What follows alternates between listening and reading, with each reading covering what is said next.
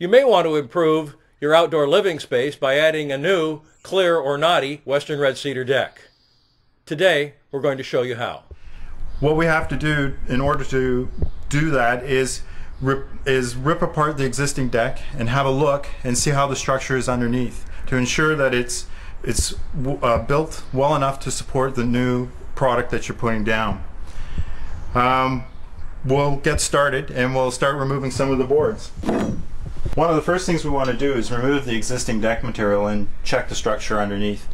Make sure that it's ready to accept the new cedar material that we're going to put down.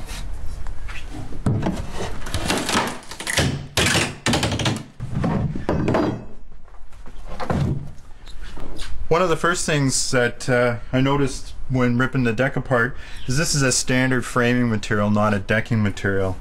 The other issue is with these type of nails, although they're galvanized and they won't rust, they won't have the holding power to keep your deck square and neat and tidy for a long period of time. It appears the existing deck was finished with a solid stain. While this type of finish may work on a deck that's covered like this one, it's not recommended on a deck that's exposed to the elements, as it will likely flake.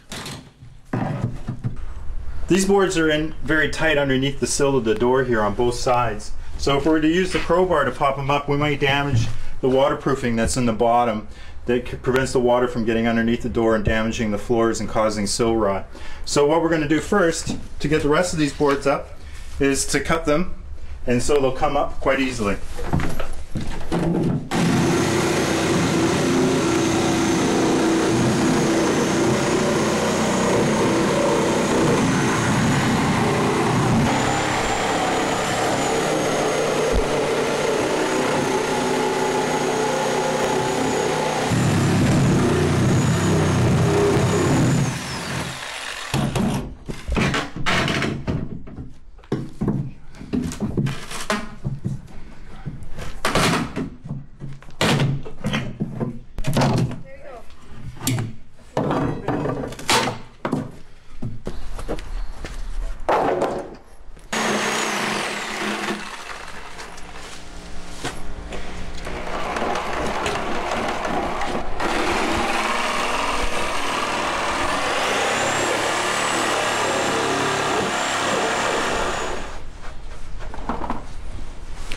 Now that we have the decking material torn away, we see that the structure underneath is inadequate in a number of ways. One, the boards were nailed with a galvanized finishing nail into the stucco. It's not an adequate support for a deck. If this deck were up higher, more than 24 inches, it wouldn't pass any building codes nationally, and you would need to fasten it properly.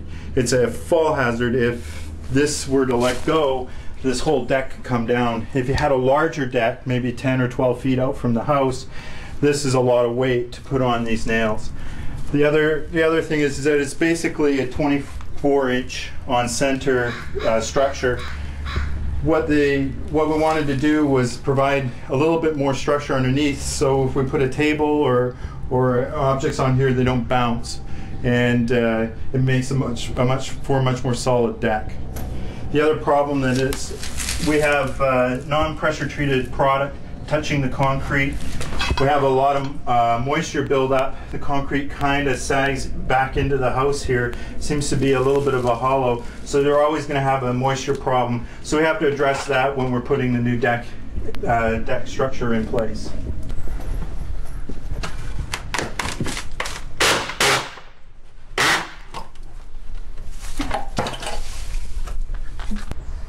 With how this deck was constructed, one of the issues is that they've nailed these nails right into the stucco.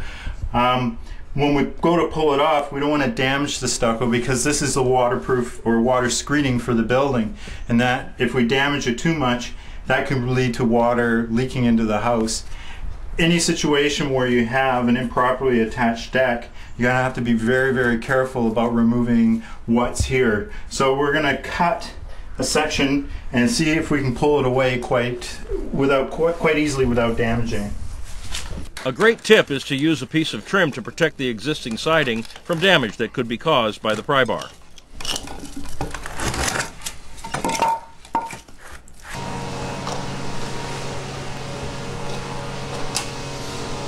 One of the things you want to do is repair the holes in the stucco to maintain your waterproofing. We're using a latex door and window sealant, and that should be good enough on stucco, and it'll help maintain your waterproof.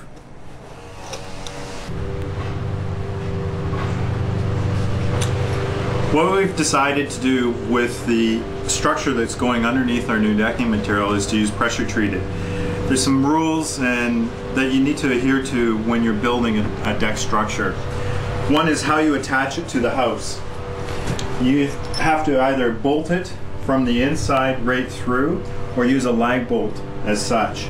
Because we're attaching to an existing stucco, we want to keep the board away from the stucco as much as possible. So we're going to use this bituminous rubber. It's a water screening material. And what we're going to do is we're going to run a bolt through here.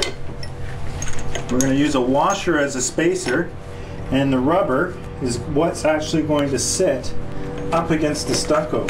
This way we'll have a gap that will go between the stucco and your ledger board, which the deck structure will attach to. So that's the build-up process. And in between here, what we're going to do is again run another washer so the water can run through here.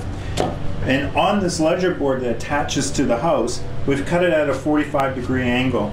And that's so if any water gets here, it has more of a chance of being washed away from the house than actually concentrating to the house. The other part about using pressure treated lumber is you have to, all your cut pieces, you have to treat the ends. I use a brush and a copper treatment, and you just brush it on, let it dry, and away you go. The final point that we're going to make with pressure treating is you have to use a hot dip galvanized bolt or stainless steel fasteners.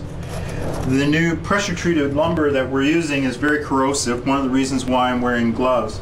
Stainless steel does not react with the new treatment that's in the new pressure treatment lumber, and the hot dip galvanized again does not react as well. Some of your other products that are just straight galvanized or not galvanized, they'll corrode, and there's a chance of a fall hazard of your attachment rusting away. And that's sort of the step in the buildup. And how we're going to get started here is with our ledger board, we're going to sight the height. We're going to pre-drill our holes at 18" on center. That's a little bit more than you need, but we want to make this deck nice and solid so when you walk across there's no vibration. And then we're going to take a masonry bit, run it through here, and drill through the stucco. That way we'll get a clean hole that we can put a little bit of sealant in before we attach our lag bolt. And on the other side of this is our ledger board for the house structure. There's a double 2x10 actually, that's what we're bolting into. So we'll be nice and solid along here.